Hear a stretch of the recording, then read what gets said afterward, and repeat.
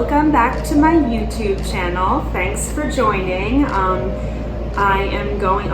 here with Knowles, my little pup. She's 13, but she'll always be a baby to me.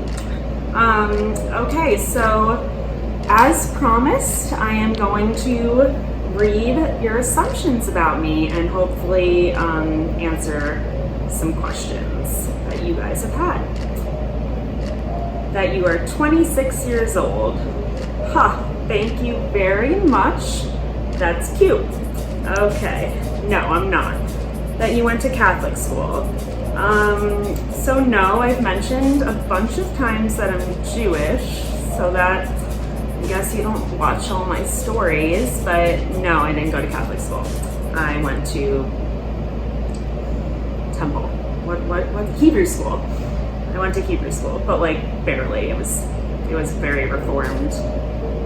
I haven't been to Temple in 10 years, but I'm culturally Jewish. Let's see. That you're shy. I think I'm naturally an introvert. I was hiding behind my mom's legs until I was 7. I couldn't even speak to people. Like I said, I am not meant for this influencer life, but it has helped me come out of my shell so much, and I wouldn't even consider myself shy anymore. I was so nervous when I started. I really wanted to start this because I had the idea about the date night, and I've always wanted my own business, but the only thing that was holding me back was putting myself out there and knowing that I don't have a thick skin for when people insult me or say bad things about me. And honestly, the thing that I am most surprised about after starting NYC Date Night is how many more nice people there are in this world than I thought. I'm sure a ton of you talk shit behind my back, or I guess that's my insecurities, but I get so many compliments and so much support, and people just go out of it, you guys just go out of your way to basically remind me why I do this every day. And my favorite thing, I get recognized a ton, and that's just my favorite thing. It really reminds me, because when you look on Instagram, it's just a number. I'm talking on my stories, I'm not really thinking that thousands and thousands of people are watching. So when you guys come up to me on the street or at bars or restaurants or whatever it is, the subway, it becomes more real, and it just it makes me more motivated, it makes me more excited every day. It's amazing how many people thank me, and guys thanking me for helping them out on dates and with their girlfriends. And anyway, I love you guys, it's so nice. Okay, let's see.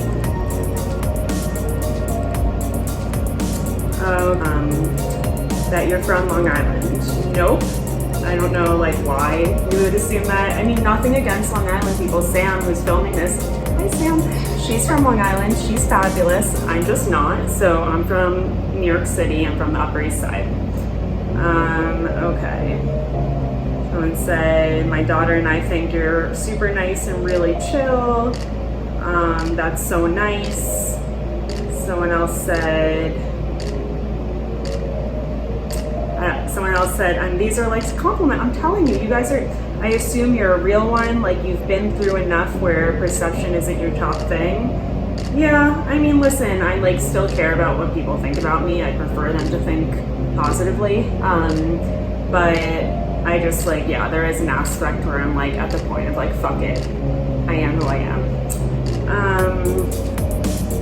That you have a crazy fast metabolism. That is a very correct assumption. I get it from my mom. As I've gotten older, it has slowed down for sure, but I was always that person where my friends would hate me because I can order whatever I want, eat whatever I want, never go on a diet, and not really gain a lot of weight. I do like healthy food, and I eat salads for lunch, and I work out. I love to work out, so it's not I just lay on my couch eating pizza all day and I don't get fat. But I can definitely handle more than I think the average person and kind of maintain my weight. Okay. Someone said that you have the perfect life living in NYC and eating at the best restaurants. So part of that is true. I do live in NYC and I do eat at the best restaurants. Unfortunately, I don't have the perfect life. I will let you guys know when I do. I assume that you're sweet to your mother. Okay, Mom, please, Mom, can you stop DMing me, please? I just can't. That you're a down-to-earth, cool chick that's living her best life. Yes, that is true, Sunset Blonde. That you don't actually eat everything you post. I totally do, unfortunately. I have gained probably at this point 15 pounds since starting this account. I was saying 10, but it's definitely, talk to me in 5 months, it'll be 20. Like, it's definitely, I am growing and not vertically. Okay, that I was a total slut in college. This is false.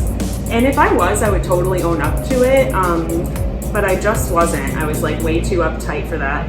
I was a virgin until I went to an all-girls school. I like never was with guys basically until college. I was like, I couldn't even believe that there were guys in my class. I would spend an hour like putting on makeup before class. It was, yeah.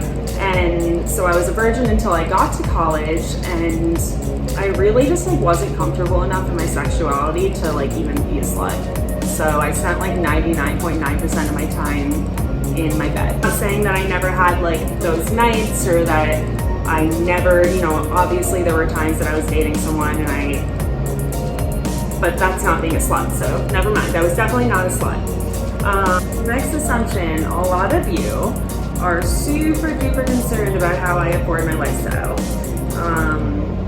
I got rich. You come from that big family money. That you come from money.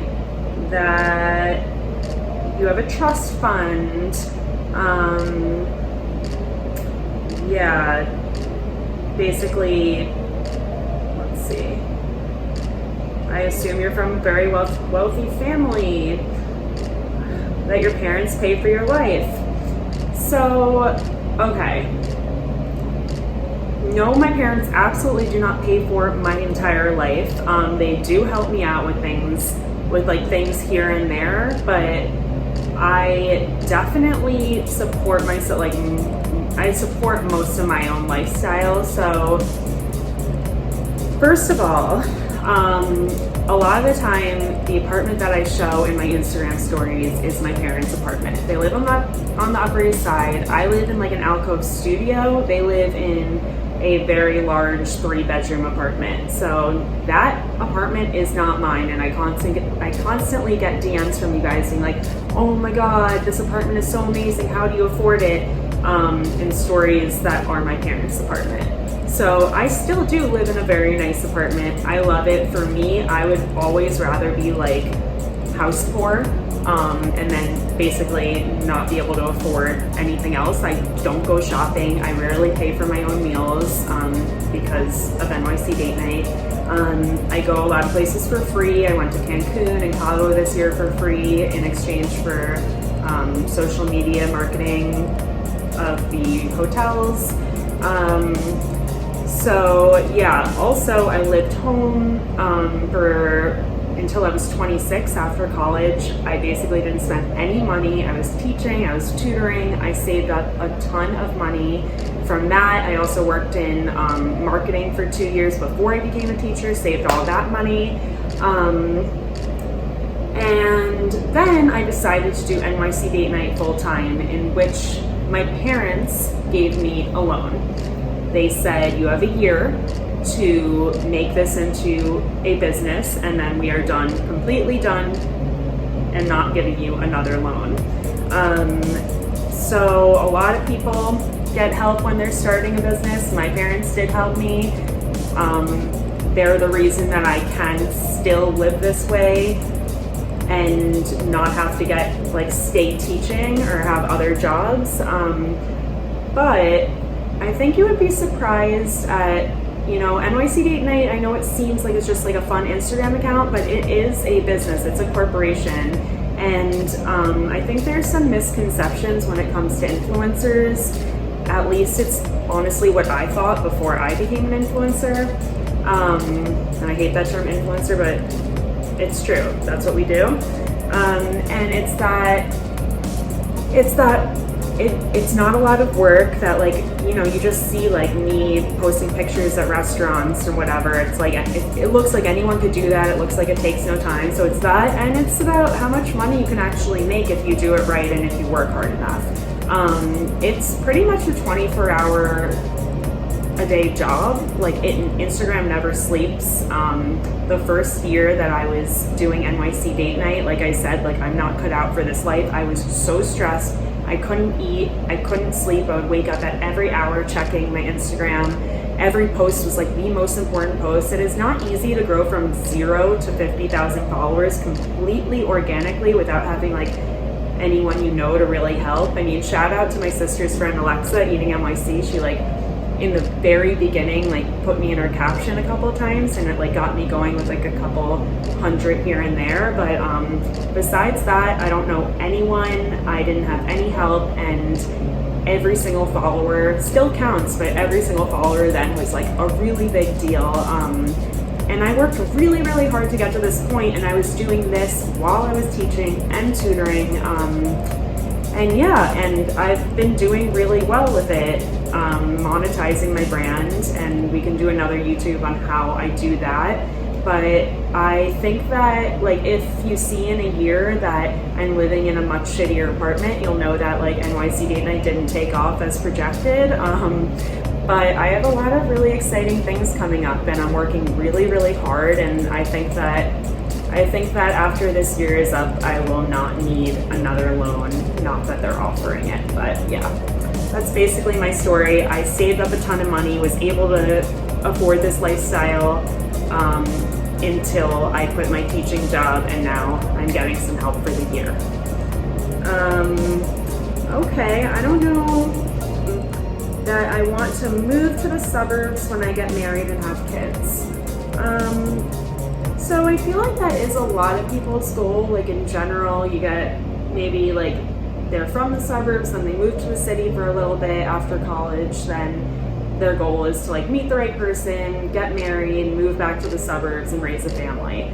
Since I didn't grow up in the suburbs, that's never been my goal.